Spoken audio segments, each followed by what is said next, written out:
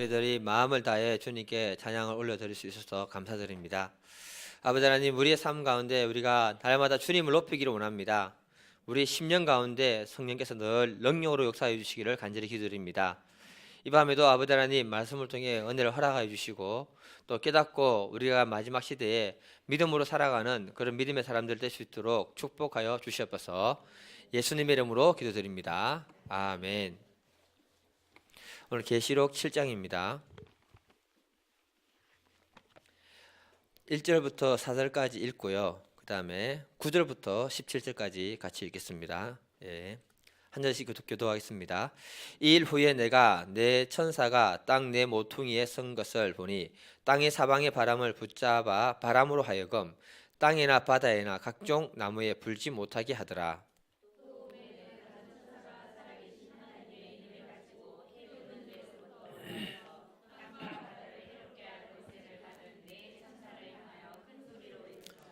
이르되 우리가 우리 하나님의 종들의 이마에 인치기까지 땅이나 바다나 나무들을 해하지 말라 하더라.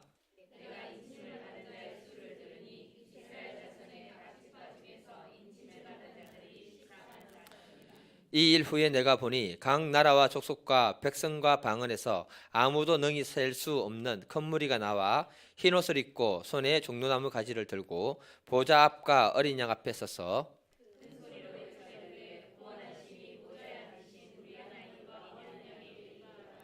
모든 천사가 보좌와 장로들과 네 생물의 주위에 서 있다가 보좌 앞에 엎드려 얼굴을 대고 하나님께 경배하여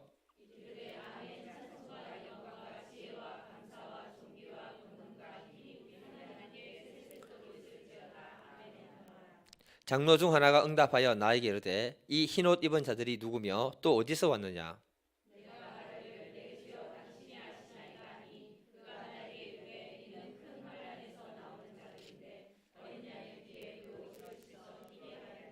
그러므로 그들이 하나님의 보좌 앞에 있고 또 그의 성전에서 밤낮 하나님을 섬기매 보좌에 앉으신 이가 그들 위에 장막을 치시니니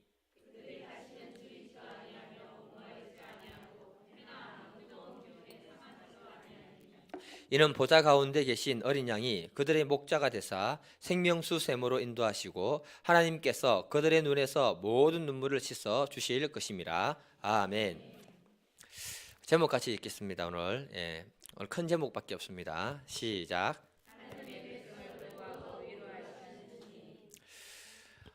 큰 제목밖에 없는데요. 우리가 하나님의 말씀인 계시록을 해석을 할 때 주의해야 할 것이 몇 가지가 있는데요. 그 중에 하나가 뭐냐면 너무 숫자에 집착하지 말자. 한번 따라해 보세요. 시작. 너무 숫자에 집착하지 말자. 상징적인 숫자의 의미는요, 어느 누구도 정확하게 해석할 수가 없습니다. 오직 하나님만 아신다고 보시면 됩니다. 그렇기 때문에 숫자 놀이에 빠지게 되면 이단으로 빠질 확률이 굉장히 높아집니다. 왜냐하면 많은 이단들이 다니엘서나 요한계시록을 풀이하면서 숫자 놀이에 빠졌거든요.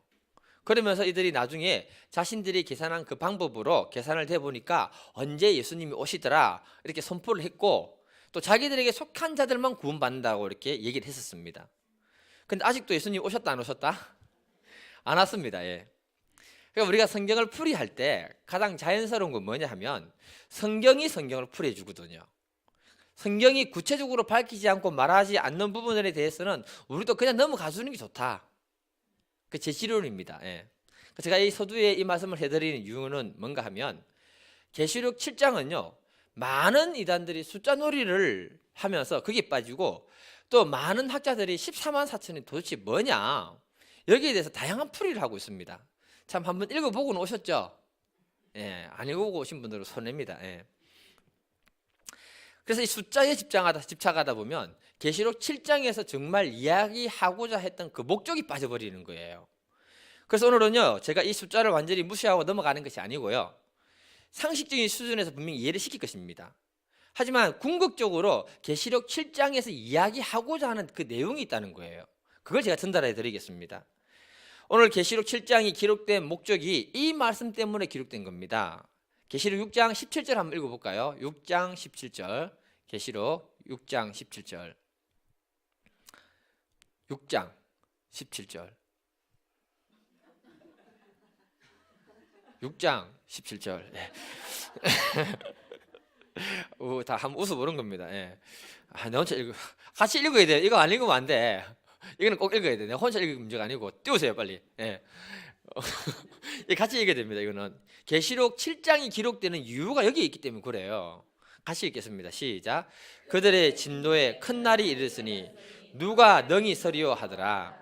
이걸 쉬운 성경으로 읽어드리면 어떻게 번역했냐면요, 큰 진노의 날이 다가왔으니 누가 그 진노를 견뎌내겠는가라고 울부짖었습니다. 이렇게 기록했습니다. 울부짖었습니다. 여기서는 없지만 쉬운 성경에는 그렇게 기록이 되어 있다는 거예요. 이 말은 뭐냐면 사도 요한이 6번째 인까지 떨어지면서 수많은 사람들이 죽는 것을 보고요, 그 진노가 엄청나다는 것을 목격했던 사람입니다. 그때 그 마음에 들어온 게 뭐냐면 근심과 두려움이 마음에 들어왔거든요. 하나님이 심판을 보니까 믿음의 사람들이 이 세상에서 황제들이나 불신자들에게 고통당하고 고난당하는 것보다 마지막 때에 심판당하고 고통당하는 것이 더 크다는 거예요. 그러니 차라리 그냥 이 땅에서 고통당하고 살면 되지 어떻게 그때에 가서 그 고통을 다 당하겠는가 생각하니까 마음이 너무 힘들어서 그 부분을 복잡하게 생각하다가 울었는데, 이 요한의 마음을 아시고, 누구의 마음을 아시고요? 예. 이 요한의 마음을 아시고 우리 주님이 믿음의 사람들에게 주어지는 특권이 뭔가를 얘기하는 게 바로 7장의 이야기란 겁니다. 우리 읽어서 그냥 넘어가는 부분이지만 믿음의 사람에게 주어지는 특권이 7장에 기록되어 있다는 거예요. 7장 1절을 읽겠습니다. 7장 1절. 예, 제가 읽겠습니다. 이 일 후에 내가 내 천사가 땅 내 모퉁이에 선 것을 보니 땅의 사방의 바람을 붙잡아 바람으로 하여금 땅에나 바다에나 각종 나무에 불지 못하게 하더라.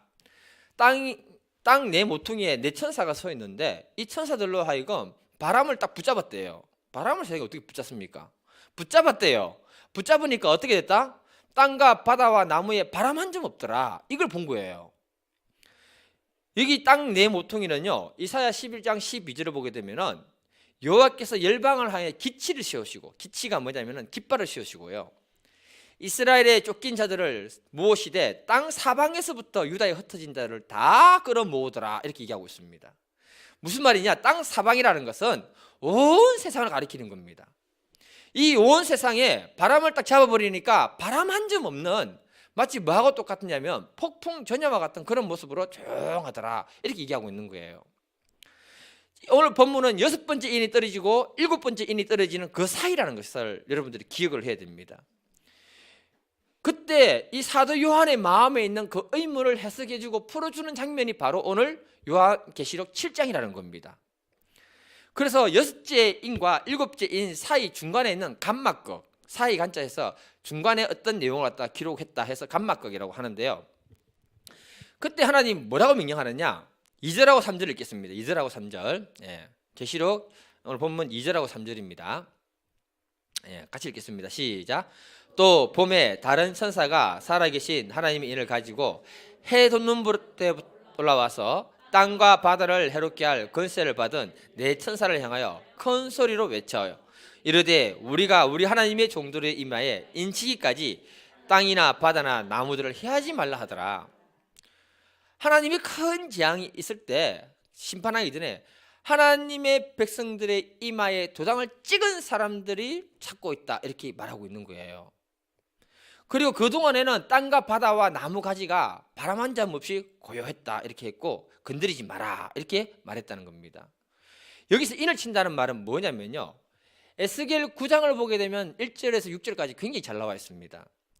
하나님이 에스겔 시대에 예루살렘이 그 백성들과 너무 타락해버려서 하나님이 드디어 심판을 해야겠다고 마음을 딱 먹습니다. 그때 하나님 뭐라고 하느냐? 서기관에 먹을 가진 사람을 불러서 이스라엘 백성들 중에 돌아다니면서 그 시대의 제약으로 인해서 가슴 아파하고 통곡해하는 믿음의 사람들에게 인을 쳐라, 이렇게 얘기합니다. 그리고 난 다음에 뭐라 하느냐? 나머지 사람들을 다 심판해버려라, 이렇게 얘기합니다. 그러니까 남녀노소 가리지 않고요, 이마에 인침받지 못한 사람들을 다 죽이는데 어디서부터 시작하느냐? 하나님의 성전부터 시작하도록 얘기를 했습니다. 무슨 말이냐면요, 그 시대나 지금 이 시대나 마지막 시대가 되면 제사장들부터 너무 타락한다는 거예요. 그래서 하나님의 성전부터 심판에 들어가면서 예루살렘 전 지역으로 흩어지면서 인침받지 못한 사람들을 다 죽이고 인침받은 사람들은 구별해서 하나님이 보호하시는 이야기를 갖다가 에스겔서에 기록해놨습니다. 이것처럼 마지막 때가 되면요, 수많은 재앙들이 일어나지만 정말 믿음으로 살고 하나님을 사랑하는 사람은 이런 재앙을 두려워할 필요가 있다 없다? 없다. 이 얘기를 해주는 거예요. 왜냐하면 그 재앙 속에서도 하나님은 자기 백성들은 보호하고 지키신다는 거예요. 마지막 때의 심판은요, 철저하게 불신자들과 교회는 다녀도 하나님을 사랑하지 않는 쭉정이 같은 사람들에게 이루어지는 심판이 바로 뭐냐면 마지막 심판들이거든요. 그래서 하나님은 그때 그 백성들을 구별해서 지키고 보호하시면서 그들에게는 그 재앙을 주지 않는다는 것이 에스겔서에서 얘기하고 있고 여기에서도 얘기하고 있는 거예요. 꼭 마지막 심판이 아니라 하더라도요, 하나님이 그 백성들을 보호하고 돌보신다는 사실을 우리가 알아야 됩니다. 제가요, 지금까지 살아오면서 가만히 보니까 하나님이 하신 일이 많이 있는데 그 중에 하나가 뭐냐, 아직까지 설 때가 있으니까 하나님이 저를 안 데려가신 일이 굉장히 많았습니다. 사고가 너무 많았어요. 제가 허리가 원래는 좋았어요. 엄청 이렇게. 나빠진 결정적인 이유가 뭐냐, 오토바이 사고 때문에 그래요. 학생 때 오토바이 타고 폼 잡고 돌아다니는데 11월 달에 비가 약간 오고 난 다음에 저녁에 살얼음이 약간 얼었을 때 신방 갔다가 돌아올 때, 그때 천국 갔으면 내가 참 뭐가 있을 낀데, 신방 갔다가 돌아올 때 거기 트럭 뒤를 따라갔거든요. 따라갔는데 큰 트럭 뒤에 오토바이 가니까 좌회전해 오는 차가 이거 하면 안 되는 건데, 곳인데 나는 못 본 거예요. 트럭 뒤에 가려져 있으니까. 그렇게 좌회전 오다가 나하고 박았는데 순간적으로 머리가 쭉 삐쓰면서 나도 모르게 달리는 오토바이에서 뛰어내려가 낙법을 한 거예요. 살았습니다. 그래서 살았는데 오토바이는 거의 몸통까지 박살 난 거예요. 그래서 제가 그 사람 보니까 또 무미하는 거예요. 내가 진짜 나쁜 사람이었으면 그 사람 끌고 묶고 해서 가만 안 뒀을 겁니다. 정말 착한 사람이에요. 네. 그래서 내가 오토바이만 고쳐달라 한 거예요. 그리고 약 3, 4주 지나고 난 다음부터 허리가 아팠어요. 절대로 봐주면 안 됩니다. 그러니까 이것뿐만 아니고요, 군대에서는 장갑차 타고 다녔거든요. 깔리면 최하가 중상에서 사망입니다. 정말 사고 많이 일어났어요. 그런데 하나님 이런저런 사고 속에서 저를 보호하시고 살려주신 게 너무 많았어요. 지금 생각해 보니까 아직까지는 설 때가 있는 것 같아요. 이것처럼 하나님은요, 늘 자기 백성들을 보호해주고 지켜주신다는 사실을 우리가 기억해야 됩니다. 마지막 때가 되면 될수록, 재앙이 많아지면 많아질수록 하나님은 인침받은 그 백성을 보호하시고 지키신다는 거예요. 그래서 계시록 9장을 보게 되면은요, 지옥의 무저갱 속에서 이상한 벌레 같은 게 올라오는데 황충이라는 것이 올라옵니다. 올라와가지고 사람들을 공격해서 괴롭히는데 이렇게 말씀하십니다. 계시록 9장 4절을 같이 읽겠습니다. 예, 시작.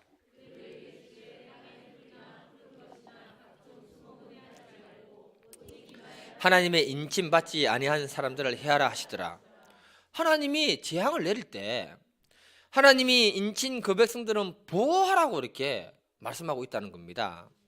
그래서 사도 요한이 여섯째 인까지 떨어질 때 마음에 근심하고 이런 진노를 믿음의 사람들이 어떻게 이겨낼까 했는데 그 문제에 대한 해답을 계시록 7장에서 말해주면서 사도 요한의 마음을 위로하고 힘을 주는 장면이 바로 오늘 본문이라는 것을 여러분들이 기억을 해야 되는 거예요.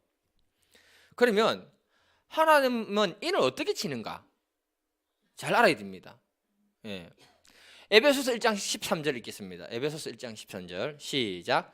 그 안에서 너희도 진리의 말씀 곧 너희의 구원의 복음을 듣고 그 안에서 또한 믿어 약속의 성령으로 인침을 받았으니, 우리가 예수 그리스도 안에서 진리의 말씀을 듣고 그때 그 말씀이 믿음이 되면서 내가 예수 그리스도를 믿음으로 고백할 때 성령께서 내 안에서 인을 치시면서 역사하신다, 이렇게 얘기하고 있는 겁니다.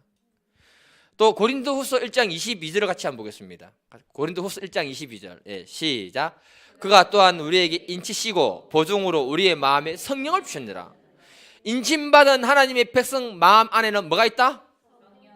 성령님이 계시면 인침받은 사람이다 아니다? 받은 사람이죠. 정말 우리가 하나님을 사랑하고요, 예수 믿는 우리들에게는 하나님이 성령으로 인을 쳐주셨다는 거예요.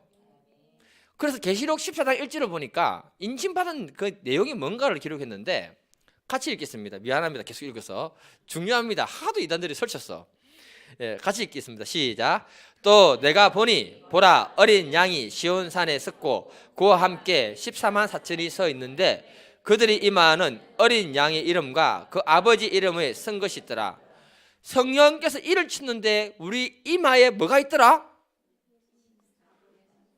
예수님의 이름과 하나님의 이름이 있더라. 여러분, 인친다는 건 낙인을 찍는다는 말이거든요. 과거에 낙인을 찍었던 것은 노예와 그 짐승들의 소유를 표시하기 위해서 낙인을 찍었던 거예요. 하나님이 우리를 자기 백성 삼았을 때 인을 찍었는데 이건 눈으로 보인다 안 보인다?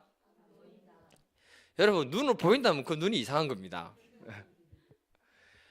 하나님은요 자기 백성을 소유 삼았는데 분명하게 예수 그리스도 이름과 하나님 이름으로 인쳤다 이렇게 말하고 있는 겁니다. 그럼 마귀들은요 인을 칠 때 뭘로 칠까요? 계시록 13장 18절을 보면요 666으로 인을 친대요. 예. 다시 말해서 666이라는 것은 마귀의 이름, 마귀의 상징을 얘기하는 건데 이 부분은 나중에 그거 가서 다룰 때 얘기하도록 하겠습니다. 넘어가겠습니다. 중요한 게 뭐냐? 성령으로 인을 쳤던, 마귀에 의해서 인을 쳤던 그 인친 것이 사람의 눈에 보인다 안 보인다? 안 보인다. 인간의 육안으로 볼 수는 없는 인침이라는 사실을 갖다가 우리가 기억해야 되는 거예요. 그런데 분명한 것은 뭐냐? 인침을 받았다면 소속이 구분이 될 거 아니에요? 안 될까요? 인침을 받았다면 소속은 분명하게 구분되는 거예요. 예수께 소속이 되든지 마귀에게 소속되든지. 여기서 인치는 자가 누구인가? 신천지 이단이 이렇게 얘기합니다.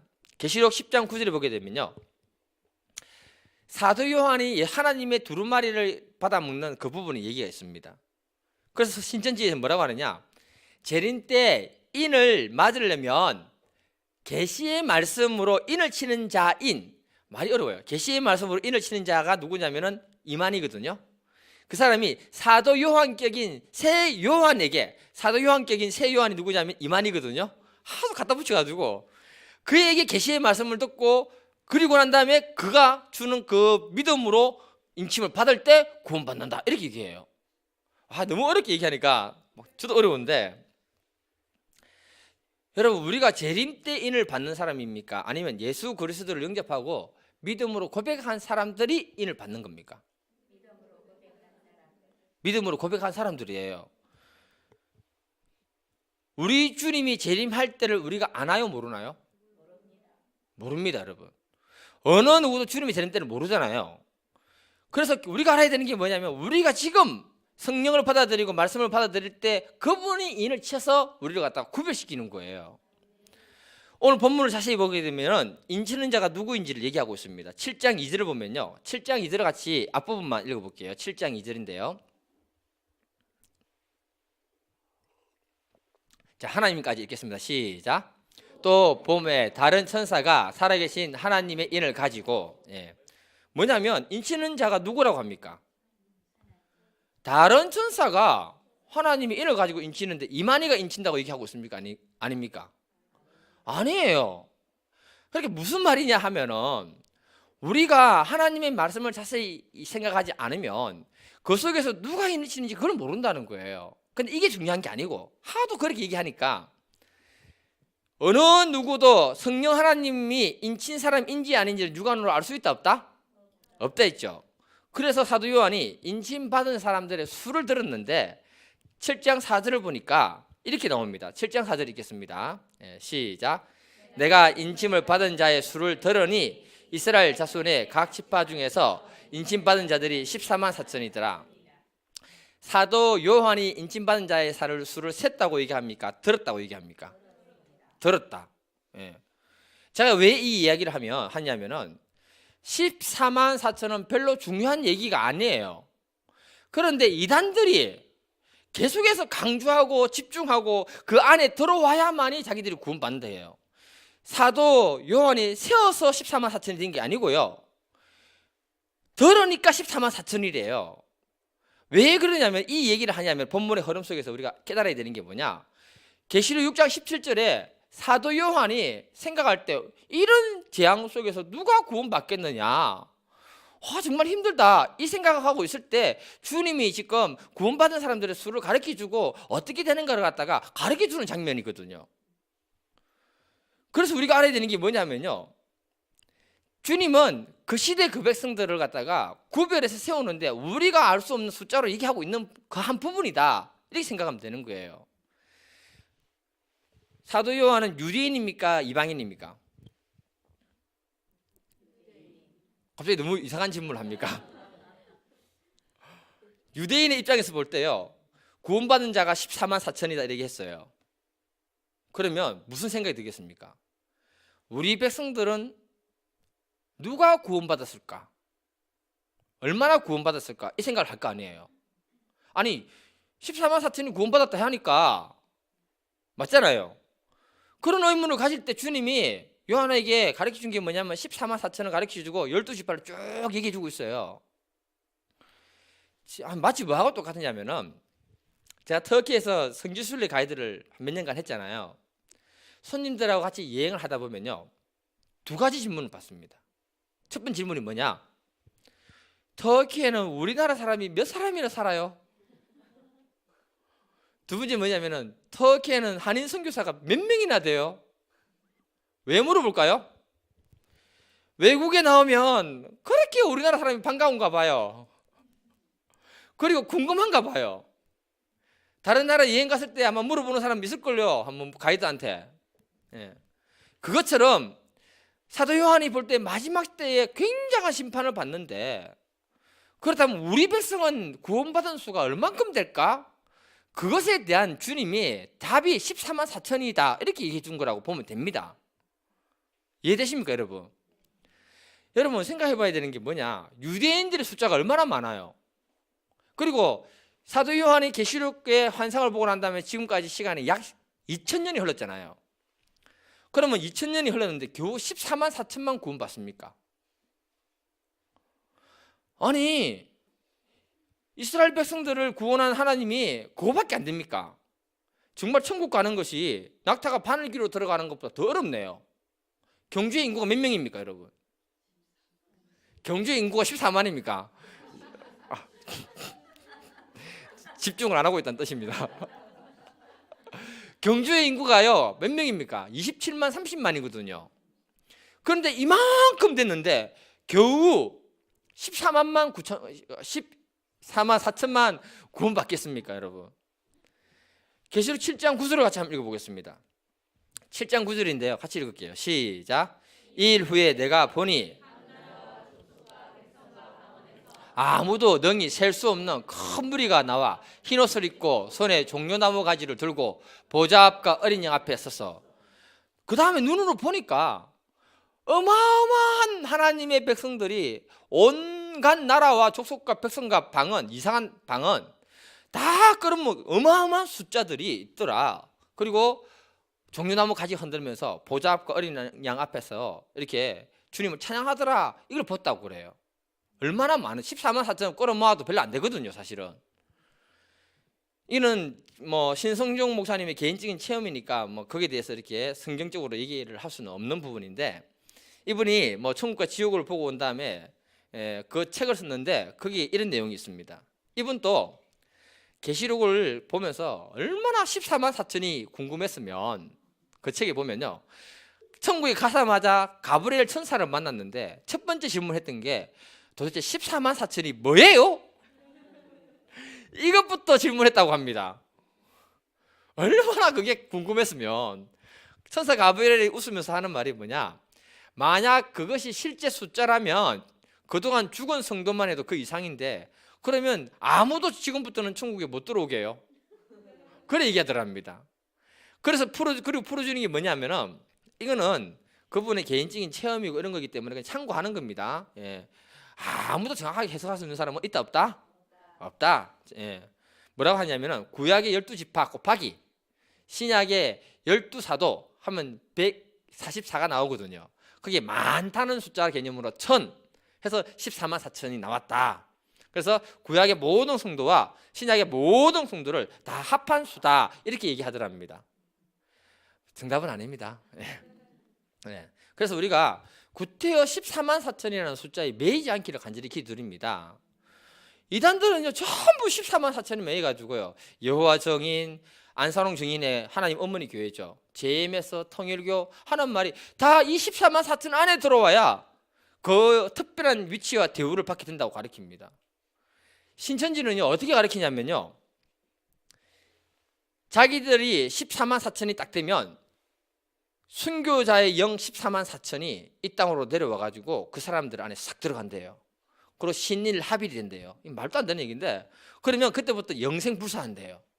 이게 신천지 이론입니다. 말도 안 되는데 믿잖아요. 저는 지금 말 되는 얘기를 해줘도 사람들이 잘 안 들어요. 정말로 그래요. 말 되는 얘기를 하는데도. 그런데 영생불사한다 했는데 신천지의 그 이만희 씨하고 가장 가까운 측근 중에 한 사람이 암에 걸려 죽었거든요. 그래가지고 그것 때문에 시험 들어서 나갔던 사람 많습니다. 그런데 신천지 사람들은 아직도 이만희 그 사람이 영생한다고 믿고 있어요. 빨리 죽어야 됩니다. 그래야 빨리 신천지가 와야 되죠. 그럼 또 바꿔가지고 또 믿게 만듭니다. 희한합니다. 계시록 7장 1절에서 8절을 보게 되면요, 인침받은 하나님의 백성들이 많다는 걸 얘기해 주는 거예요. 그리고 9절부터 17절까지는요 그 인침받은 하나님 백성들이 천국에서 뭘 하느냐, 하나님 앞에 서서 어린 양 대신 예수 그리스도를 찬양하고 높이고 있다고 얘기하고 있는 겁니다. 10절 같이 한번 읽어보겠습니다. 10절 같이 읽겠습니다. 시작. 큰 소리로 외쳐 이르되 구원하심이 보좌에 앉으신 우리 하나님과 어린 양에게 있도다. 성경의 마지막 책이라고 할 수 있는 요한계시록도요 끝까지 누구에 대해서 증언하고 있다? 예수님. 오늘 찬양하고 굉장히 맞거든요. 잊어서는 안 됩니다. 사도행전 4장 12절에 다른 이로서는 구원을 얻을 수 없나니 천하 인간에게 구원을 받은 만한 다른 이름을 우리에게 주신 일이 없다 이렇게 얘기했습니다. 그런데 이단에 딱 들어가면요 계시록만 공부하면 왜 구세주가 다른 사람이 되는지 저는 이해가 안 돼요. 아니 분명히 누구에 대해서 얘기하고 있습니까? 예수님을 찬양하고 높이고 있잖아요. 그런데 왜 이단에 들어가면은 구세주가 바뀌느냐, 그들이 짜 맞춰놓은 퍼즐에 따라서 성경을 발췌해 와가지고 그걸 가르쳐 주기 때문에 그런 거예요. 성경을 통으로 이렇게 봐야 되는 겁니다. 통으로. 신천지 비유표를 통해 가지고 이만희는요 이 시대의 구원자고 이 시대의 재림 예수다 얘기했을 때 그 사람 다 믿습니다. 왜? 퍼즐대로 이렇게 쫙 그림이 그려져 있는데 퍼즐대로 성경 말씀을 가져와서 비유표에서 딱 맞추고 나니까 그림이 누가 나온다? 이만희 딱 나오는 거예요. 그러니까 사람이 충격받는 거예요. 성삼위 하나님을 우리가 찬양해야 될 줄 믿습니다. 12절을 보면요 모든 천사가 하나님 보좌 앞에 엎드려 얼굴을 대고 하나님께 경배했다 이렇게 얘기합니다. 11절에서 노래를 부르는데요 이르되 아멘 찬송과 영광과 지혜와 감사와 존귀와 권능과 힘이 우리 하나님께 세세토록 있을지어다. 아멘. 여기서 상상력을 좀 동원해 볼 필요가 있는데요, 구원받은 하나님 백성들이 모두가 모여가지고요 그 피조물들이 하나님께 온 마음을 다해 찬양을 하고 올려드리고 있다는 거예요. 그러면 그 찬양의 웅장함과 아름다움이 어떠한가를 갖다가 말해주고 있는 겁니다. 루시퍼가 하나님께 올려드리는 그 찬양의 아름다움이 얼마나 좋았으면 그걸 도둑질했겠습니까? 이처럼 우리가 깨달아야 되는 게 뭐냐 하면요, 하나님 앞에 우리가 온 마음 다해 찬양을 올려드리는 것은 합당하다 합당하지 않다? 그렇게 했습니까 오늘? 내가 물어보는 게 그거예요. 천국 가면 없는 게 뭔 줄 아세요? 설교가 없어요. 주님이 직접 말씀하십니다. 그러면 목사가 얼마나 편한 줄 아세요? 근데 영원히 있는 게 뭡니까? 천국에 찬양이 영원히 있다는 거예요. 그래서 설교 잘하는 사람보다는요, 이 땅에서 찬양 잘하는 사람이 어떻게 보면 천국 갔을 때 상급이 더 클 수 있다. 제 말 맞습니다, 여러분. 예. 설교를 못하면요, 이 땅에서도요, 사람들이 성도들이 목사들을 욕하고요, 천국 가서도 니 설교 그밖에 못했나라고 주님께 욕들어 먹어요. 정말입니다, 이거. 예. 지금 우리가 이 땅에서 매번 찬양을 하잖아요. 근성근성으로 하는 게 아니라는 겁니다. 지금 우리가 올려드리는 찬양을 우리 주님 받으신다는 거예요. 저는 하나님이 내 찬양을 받는 걸 갖다가 직접 경험했기 때문에 그 황홀함을 말로 표현 못해요. 그래서 내가 목사지만 폼 잡고 안 해요. 일부 예배를 드리는 동안에 아주 열심히 찬양을 해요. 왜? 주님과 영감은요, 찬양 속에서 가장 많이 옵니다. 기도할 때도 마찬가지고요. 우리의 고정관념이 뭐냐면요, 예배의 구성 요소 중에 중요한 게 뭡니까? 성도들에게 딱 물으면요, 첫 번째로 얘기하는 게 있습니다. 뭐라고 합니까? 설교라고 합니다. 잘못된 거예요. 설교라고 얘기합니다. 잘못된 거예요. 천국 가면 없는 건데 왜? 예. 왜냐하면 우리는요, 하나님을 찬양하기 위해서 지어진 존재들이기 때문에 하나님 입장에서 볼 때는 우리가 올려드리는 찬양을 더 중요하게 생각한다는 거예요. 우리가 그동안 그 많은 설교를 듣고 그 많은 설교 내용이 여러분들의 마음을 사로잡았습니까? 얼마나 사로잡았습니까, 도대체? 그러면서 하나님께 그 설교를 통해서 영광을 돌렸습니까? 아니잖아요. 예. 나가는 순간에 다 잊어버려요. 설교가 더 집중이 되고 더 은혜가 되려면요, 어떤 사람이 더 집중이 되고 더 은혜 세계에 들어가는 거 아세요? 예배 전에 와서 마음을 다해 찬양을 올려드린 사람들이 성령의 감동을 통해 가지고 더 은혜를 잘 받습니다, 여러분. 예배에 늦게 보면은 안내하잖아요. 30분 전에 오시는 분이 있고요, 30분 후에 오는 사람이 있어요. 근데 와서도 천차만별인데 뒤에서 다 보면요, 마음을 다해 찬양해서 올려드리는 사람들이 설교 시간에도 더 은혜 잘 받고 집중 더 잘해요. 근성근성으로 찬양하는 사람은 설교 시간에도 근성근성으로 들어요. 찬양 시간에 주무시는 분은 설교 시간에 어떻게 한다? 주무세요. 정말이에요. 뒤에서 다 보고 있습니다, 제가. 무섭죠? 네. 그래서 찬양은요, 기도나 모든 은혜의 세계로 들어가는 문이라는 사실을 알아야 되는 겁니다. 문입니다, 문. 예, 제가 이렇게 강조하는데 시편 100편 1절 2절 같이 읽어볼게요. 같이 시편 100편 1, 2절 시작. 온 땅이여 여호와께 즐거운 찬송을 부를지어다. 기쁨으로 여호와를 섬기며 노래하면서 그의 앞에 나아갈지어다. 4절 또 읽어볼게요. 4절 시작. 감사함으로 그의 문으로 들어가며 찬송함으로 그의 궁전에 들어가서 그에게 감사하며 그의 이름을 송축할지어다. 감사함으로 찬송함으로 그의 문에 들어가는 거예요. 문이에요, 문. 찬양이 바로. 예. 제가 찬양을 잘하는 사람입니까? 못하는 사람입니까? 솔직히 얘기하세요. 못하는 사람 맞아요. 그런데 내가 왜 이렇게 찬양을 강조할까요? 찬양을 통해서 은혜의 세계, 하나님의 영감의 세계로 들어가는 문이기 때문에 그 사람이 모든 예배를 갖다가 성령의 감동함을 통해서 받게 되는 거예요. 이거 내가 경험했기 때문에 그 얘기를 해드리는 겁니다. 절대 그냥 하면 안 됩니다. 손 올리고 춤추고 난리쳐야 됩니다, 찬양할 때. 그 사람이 나중에 설교도 더 잘 듣고요, 심령이 은혜가 돼가지고 믿음의 역사가 일어나는 거예요. 너무 홍보를 했습니다, 찬양에 대해서. 자, 14절 읽겠습니다. 14절. 예. 본문 14절. 예. 시작. 내가 말하기를 내 주여 당신이 아시나이다 하니 그가 나에게 이르되 이는 큰 환란에서 나온 자들인데 어린 양의 피에 그 옷을 씻어 희게 하였느니라. 여기 보면은 사도 요한이에게 어떤 장로님이 물어봅니다. 이 큰 무리가 어디서 나왔느냐 물었더니 모르겠습니다 했더니 큰 환란에서 나온 자들인데 어린 양의 피에 옷을 씻긴 자들이다, 이렇게 얘기하고 있는 거예요. 여러분, 흰 옷은요, 거룩을 상징하고 승리를 상징하는 옷입니다. 자, 우리가 하나님의 큰 보호가 있지만, 믿음으로 살지만 우리들에게 고난과 어려움이 있다 없다? 그 고난과 어려움을 통과한 믿음의 사람들이 이곳에 모여있다, 이렇게 얘기하는 거예요. 우리가 하나님을 섬기는 데 있어서 알아야 되는 게 뭐냐 하면은, 내가 이 땅에 믿음으로 살고 있지만 여전히 고난과 어려움이 있는 이유는 뭐냐? 내 안에 그 죄성이, 죄의 습관이, 세상적인 가치관이 고난과 어려움을 통해서 정화를 시키고 그걸 통해서 어린 양의 보혈을 의지하는 믿음을 가진 자들이 천국 간다 얘기하는 거예요. 무슨 말이냐 하면요, 마지막까지 우리의 구원은 누구를 통해서 이루어진다? 예수님. 그러니까 계시록 7장 16절부터 17절 보면요, 읽어볼게요. 10장 16절하고 17절, 예, 마지막입니다. 시작.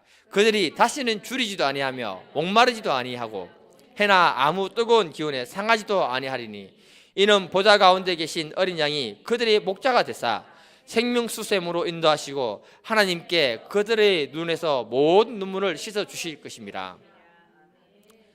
뭐라 하느냐? 굉장한 위로를 주시는 말이에요. 무슨 말이냐 하면요, 주와 복음을 위해서 고난 당했던 사람들, 믿음의 사람들은 주님 앞에 가면 반드시 보상과 그 눈물을 닦아주는 믿음의 역사가 있다. 여기서 우리가 마지막으로 생각해야 되는 게 뭐냐면요, 과연 나는 천국에 갔을 때 주님이 나의 눈물을 닦아줄 것인가를 한번 생각해 볼 필요가 있는 거예요. 내가 주를 위해 고난받은 것도 별로 없고 오히려 나의 죄와 허물과 약점 때문에 고난받았는데 과연 우리 주님이 나의 눈물을 닦아주겠는가? 눈물을 흘린 적이 없으니까 닦아줄 이유도 없죠. 우리는 믿음으로 살면서 내가 정말 어린 양 되신 예수 그리스도를 위해서 눈물을 흘려본 적이 있는지, 아니면 내 자녀 문제로, 아니면 내 돈 문제로, 아니면 내 죄악 때문에 눈물을 흘리지는 않았는지를 한번 생각해 볼 필요가 있다는 것입니다. 만일에 우리가 주와 복음을 위해서 눈물을 흘렸다면 주님이 친히 우리의 눈물을 닦아주고 우리를 위로하시고 우리를 갖다가 새롭게 해주시는 줄 믿습니다. 점점 마지막 시대로 가고 있습니다. 이때일수록 우리가 정말 주님을 사랑하는 믿음의 사람이 되고 주님을 사랑하기 때문에 눈물을 흘릴 수 있는 그런 믿음의 사람이 될 수 있기를 간절히 기도드립니다. 그러면 거기에 합당한 보상이 주어진다고 말하고 있는 거예요. 이런 믿음의 역사가 있을 수 있도록 우리가 이 밤에 같이 기도하도록 하겠습니다. 기도를 하면서 나의 사소한 나의 문제를 뛰어넘어서 주님의 눈으로 바라보고 이 시대의 교회와 이 시대를 위해서 같이 기도하는 밤 되기를 간절히 기도드립니다. 다 같이 우리 주여 삼창하고 기도하겠습니다. 주여, 주여, 주여. 아버지 하나님 감사합니다. 주님, 마지막 시대가 되면 될수록 많은 환난과 어려움과 핍박과 아버지 재앙들이 있을 겁니다. 그럼에도 불구하고 아버지 하나님, 우리를 지켜주시고 보호하시고 아버지께서 함께 해주실 줄 믿습니다. 우리는 연약하지만 주님은 강합니다. 아버지 하나님, 내가 주와 복음을 위해서 눈물을 흘릴 수 있는 사람이 되게 하시고, 내가 주와 복음을 위해 그리스도를 위해 눈물을 흘렸을 때 주님이 그 눈물을 닦아주시며 우리를 위로하시며 우리를 세워주실 줄 믿습니다. 아버지 하나님, 지금까지 내가 흘렸던 많은 눈물 중에 주와 그리스도를 위해서 흘렸던 눈물이 얼마만큼인지를 보게 해주셔서 내 죄 때문에, 나의 연약함 때문에, 내 삶의 문제 때문에 눈물을 흘리고 아버지 하나님 어려움을 당하지 않았습니까? 주님, 이 시간에 저희들을 불쌍히 주시고 이 시대 교회와 이 시대를 위해 기도하며 우리가 예수 그리스도의 마음을 품고 아버지 기도하고 눈물을 흘릴 수 있기를 원합니다. 이 밤을